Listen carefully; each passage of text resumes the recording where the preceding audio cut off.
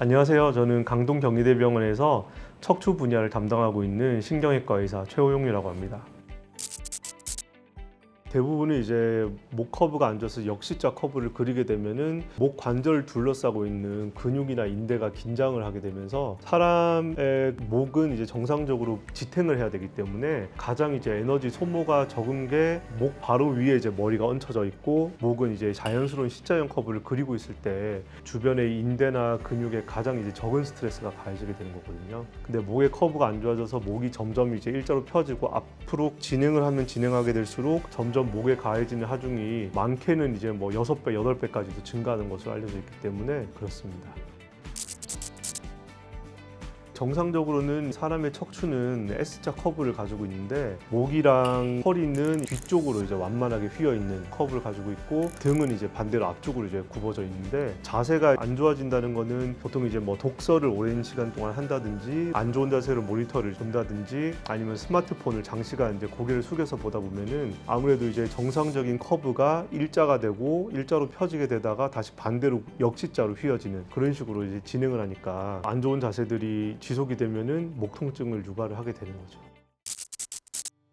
사실 이제 당장 이제 증상을 조절하기 위해서는 근이완제나 진통소염제 같은 약을 쓴다든지, 아니면은 근육을 좀 마사지를 해준다든지, 아니면 근육에 주사 치료를 한다든지, 그런 걸로 당장 원인이 되는 통증을 조절할 수 있는데, 결국 이제 근본적인 원인은 자세가 안 좋아지면서 그것 때문에 2차적으로 근육이나 인대에서 통증이 유발되는 거기 때문에 근본적으로 해결을 하려면 이제 자세 교정이랑 생활 습관 교정을 해야 되겠죠. 그 중에 이제 가장 대표적인 것이 안 좋은 자세를 피하는 건데, 가장 안 좋은 자세의 대표적인 게 이제 스마트폰을 보는 거죠. 고개를 아래쪽으로 숙여서 스마트폰을 장시간 1시간, 2시간 이상 보면은 목의 커브가 반대로 휘게 되기 때문에 그런 자세가 가장 대표적으로 안 좋은 자세들이고 쉽게 피할 수 있는 그런 자세들인 거죠. 그래서 스마트폰을 볼 때는 가능하면은 아래쪽으로 숙여서 보기보다는 최대한 이제 정상적인 눈높이까지 이제 높여서 본다든지, 아니면 더 좋게 하려면은 약간 조금 위로, 물론 이제 그렇게 하면은 팔에 좀 불편감이 있겠지만 그런 식으로 가급적이면 높이 이제 보려고 그런 노력을 해야 되고, 그거 외에 직장인들 같은 경우에는 요즘에 거의 모니터를 보고 이제 일을 많이 하시게 되는데, 모니터들의 위치가 보면 대부분은 앉아 있을 때 기준으로 했을 때 눈높이보다 아래쪽에 있거든요. 눈높이보다 아래쪽에 있으면은 자꾸 목의 커브를 비정상적으로 펴게 되고 숙이게 되면서 또 목이 앞쪽으로 점점 빠져나와서 일할 때는 집중을 하고 있으니까 모르지만 일이 다 끝나고 집에 간다든지 주말에 쉰다든지 하면은 그때부터는 뒷목이랑 뒤통수, 꾀죽지까지 욱신욱신하게 아프고 그럴 수 있는 거기 때문에 가장 이제 쉽게 할 수 있는 거는 모니터의 높이를 높이는 겁니다. 모니터의 높이를 높여서 목의 커브가 최대한 유지가 된 상태에서 정면으로 이제 바라보게, 그렇게 하는 게 제일 좋고,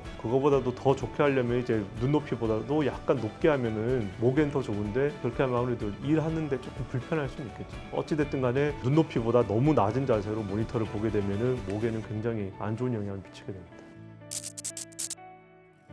요즘에는 점점 환자분들 중에서 젊은 연령대의 환자분들이 증가하는 추세이기 때문에, 원래는 이 척추 질환이라는 게 퇴행성 질환이 대부분이기 때문에 아무래도 스마트폰 보급이 활성화되면서 환자분들이 평상시에 안 좋은 자세를 좀 많이 더 취하게 되시고, 그러면서 자세가 안 좋아지니까 목에 그만큼 하중이 더 많이 가해지고 통증을 더 많이 호소하시게 되는 것 같습니다.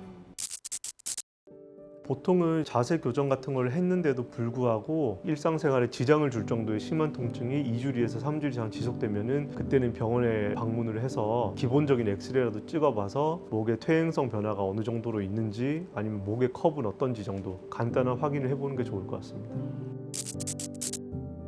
보통 증상 조절 목적으로 약을 처방을 하고요. 먹는 이제 경구용 진통제라 그러죠. 그런 진통소염제 계통이랑 근육이완제를 처방을 하고, 생활 습관이라든지 자세 교정이라든지 그런 거에 대해서 좀 안내를 해드리고, 마사지 같은 거에 대해서 좀 안내를 해드리고, 그러면은 대부분의 경우는 한 2주에서 3주일 정도 지나면 대부분 좋아지시거든요. 근데 보통 저희가 안내를 드릴 때 2주에서 3주일 정도 그런 약을 먹어도 호전이 없으면 다시 한번 내원을 해서 정밀 검사를 해보자고 추천을 드리는데, 확률적으로 보면은 10명 중에 한 9명 이상은 대부분 그런 기본적인 약물 치료나 교육만으로도 좋아지는 경우가 대부분입니다. 그래서 보통은 이제 목에 통증이 있으면은 자세로 인한 통증 내지는 아니면 이제 근육이나 인대가 긴장해서 생기는 염좌라 그러는데 염좌인 경우가 대부분이고 그런 경우는 길어도 2, 3주일 안에 좋아지는데 그거보다도 통증이 더 오랜 기간 지속이 된다든지 아니면 통증이 팔까지 타고 내려온 방사통의 양상으로 온다든지 해서 그런 경우에는 이제 우리가 MRI 같은 정밀 검사를 해보게 되는데요. MRI를 찍었을 때 대부분은 정상으로 나오지만 간혹 가다가 디스크 탈출 소견이 보인다든지 아니면 젊은 나이에도 협착이 동반되어 있다든지 그런 분들도 있거든요. 심한 디스크 탈출이라든지 협착이 동반되어 있으면은 수술적 치료의 가능성을 좀 설명을 드리게 됩니다. 운동요법이라는 거는 목에 대해서는 사실 운동이라고 할 만한 게 딱히 있는 게 아니거든요. 허리 같은 경우는 여러 가지 코어 근육들을 강화하기 위해서 수영을 한다든지 자전거를 탄다든지 아니면은 전문적인 트레이닝을 받는다든지 아니면 그냥 가볍게 걷는 것만 하더라도 기본적으로 허리를 감싸고 있는 코어 근육들이 단련이 돼서 튼튼하게 유지가 될 수가 있는데 목은 사실 목 근육만을 운동을 시키기 위한 방법이 있는 게 아니기 때문에 사실 목에 특효가 되는 운동이라고 저희가 추천드리거나 그러진 않고 보통은 이제 목을 앞으로 숙인 자세가 장기적으로 유지가 되면서 항상 문제가 생기는 거기 때문에 그게 모든 원인의 발단이기 때문에 목을 자주 스트레칭을 해주라고 말씀을 드립니다. 근데 스트레칭 하는 거는 보통 이제 젊은 환자분들 같은 경우는 목을 스트레칭 해주라고 하면 목을 꺾어서 소리를 낸다든지 뚜둑뚜둑거리게 되고 목이 돌아가는 범위 이상으로 목을 돌려가지고 목을 풀어주면 좋아질 거라고 생각을 하지만은 실제로는 그런 동작들은 목을 감싸고 있는 디스크나 인대 조직에 굉장히 악영향을 미치게 됩니다. 그래서 스트레칭 할 때는 아주 가볍게 뒤로 조금만 이제 목의 정상적인 커브를 유지를 해줄 수 있도록 뒤로 가볍게만 스트레칭을 해주고 아니면 이제 좌우로 조금씩만 가동 범위까지 스트레칭을 해주는 정도를 이제 추천을 드리고요. 절대로 과도하게 인대나 뭐 관절에서 소리가 날 정도로는 운동을 하지 말라고 말씀을 드리고 있습니다.